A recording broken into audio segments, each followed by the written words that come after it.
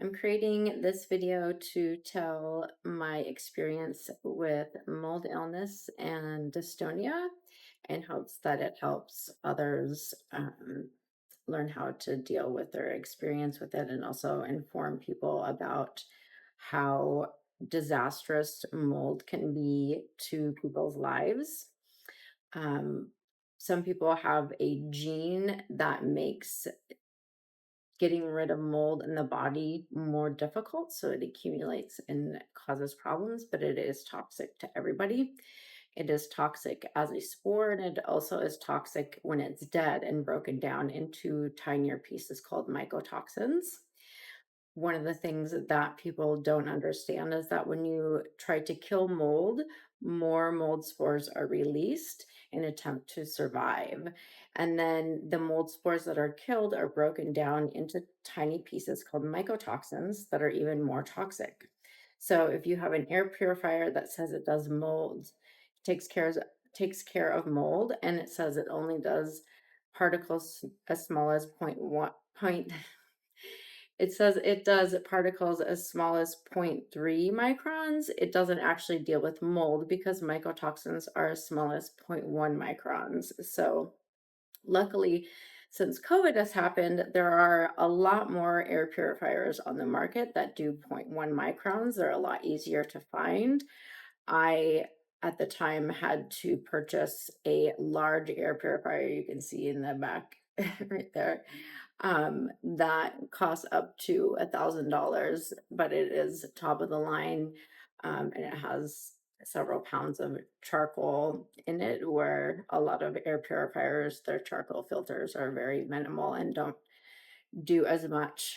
And the charcoal air filter will help you deal with smoke and gases a bit more. One thing I did find out is that when you use an ozone machine, as you can do that to help clear mold from the air quickly, it does eat away at your charcoal filter. So make sure you don't have your air purifier on if you are using an ozone machine. But I want to tell you about how I lived in a moldy apartment. It was a historic building for about 5, 6 years. When I moved in, I was just getting ready to go to Montreal to train aerial straps. I was doing a lot of physical things. I was a personal trainer, a Pilates instructor.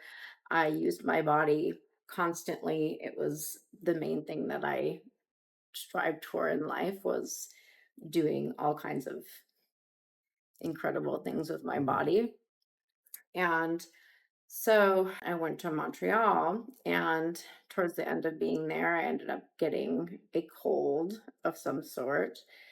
I was sick, and when I got back, I was sick for like a whole month. Um, and I my body was slowly becoming harder and harder to deal with. Remember telling my sister, like, I'm just trying to make my body do what I want it to do.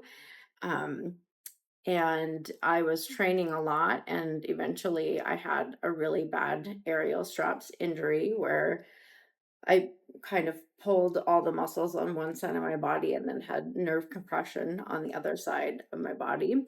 And I didn't really understand at the time what had happened to me. And so I just kept going about doing the same things, and slowly was realizing that I couldn't do much of anything anymore. Walking was difficult, changing my clothes was difficult. Like, I couldn't balance on my feet, and I didn't know what to do.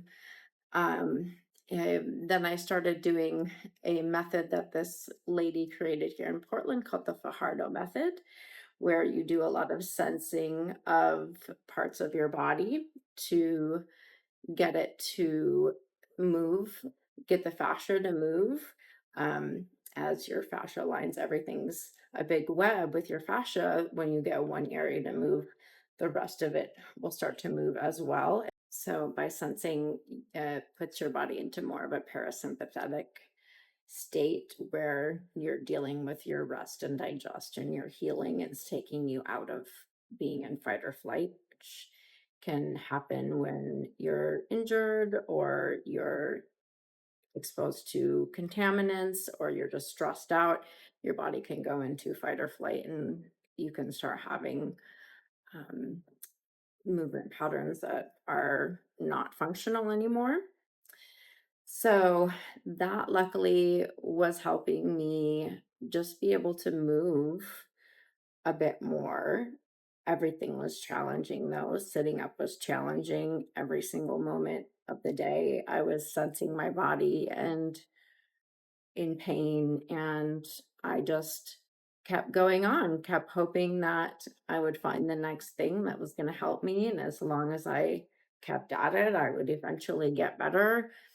I saw rolfers, I saw um, cranial sacral people, I saw acupuncturists. Um, I did like strain counter strain. I did physical therapy.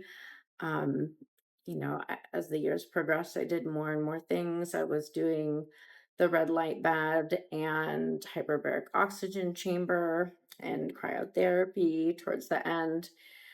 Um, but I was just, staying afloat and kept thinking that things were going to get better. But really, I was just learning how to deal with my body better or more efficiently. I don't know.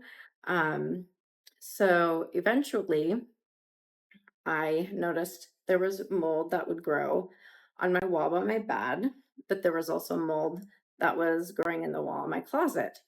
And when it became a huge issue for me was when I would open my closet and there was a really, really nasty smell happening in my closet.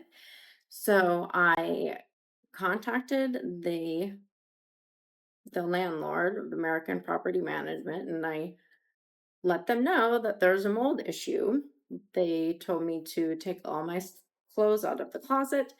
My clothes were now in the entryway and stayed there for like over a month as I'm waiting for them to come deal with the mold. And while that's happening, I'm realizing that what is happening is not okay. How they are dealing with mold is not okay.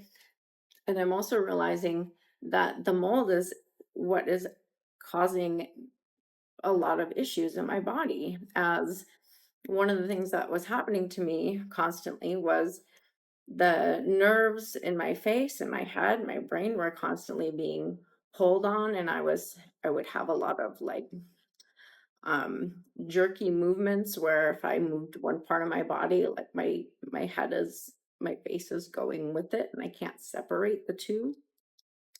And eventually I taped off the corners of my closet door because I noticed that as I walked past the closet, I would get a little bit of the air from the closet, and all of a sudden, something would be happening in my head, and it would go all the way down to my foot where my foot would click. I would walk down these stairs, and it was all connected through my nervous system.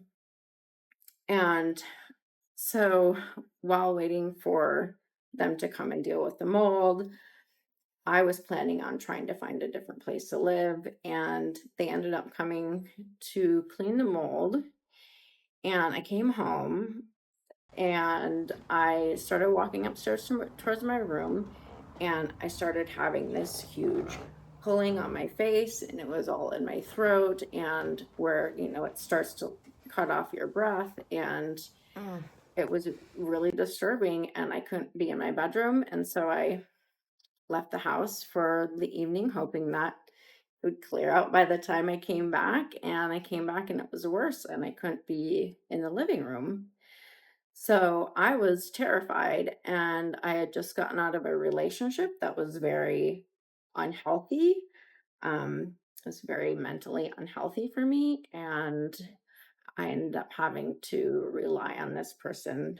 He thankfully helped me out, and was staying with him, and we had to go back into the apartment and get all my stuff. I saw a doctor during that time. He told me that I would potentially have to throw away all my clothes, and I was kind of in disbelief.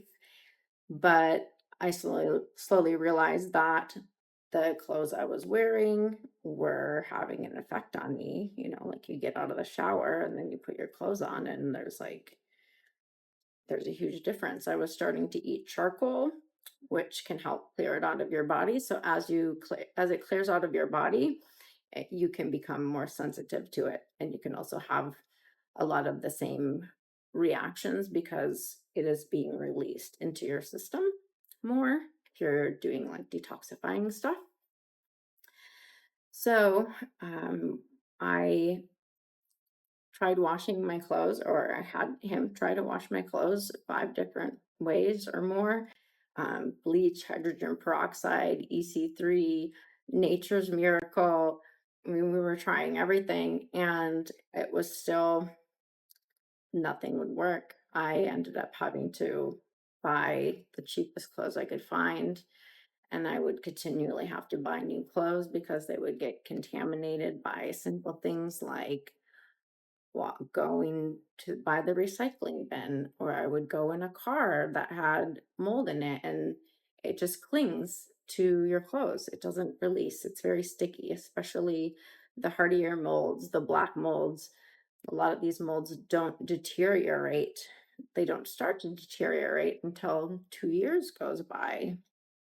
So I'm living with him.